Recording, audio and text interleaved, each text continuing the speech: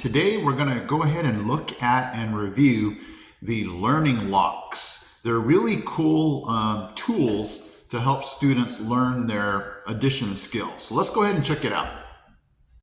Okay, I've already taken out one bag, and that's what the keys look like. They're going to have the addition problems on it. There's going to be more keys right here, and then all the locks are right here. And let's go ahead and take some of these keys out and see how they open up the locks. Okay, so each box comes with 20 locks.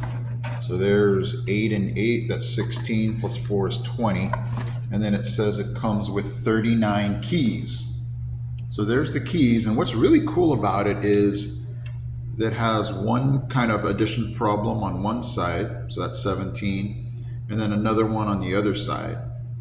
So they don't waste a side by just putting it on one side, they put it on both.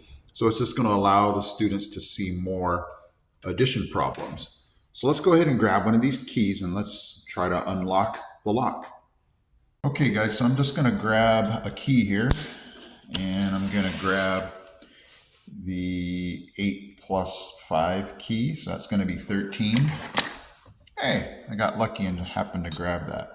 So you just take this, and it's only going to fit one way, and it opens up that lock. And you just lock it back again. And let's grab another key that would open that up. So we want 13, and there it is. 6 plus 7, and 9 plus 4. So that should open up this lock right there. And there you go.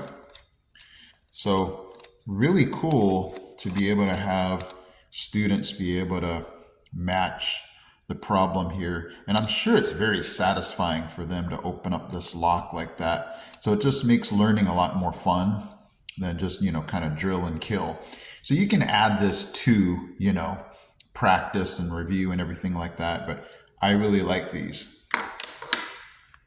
For the simple words, it's just going to be the same thing, except it's now going to be matching the word to the picture. So there's 20 locks and 20 keys for these words.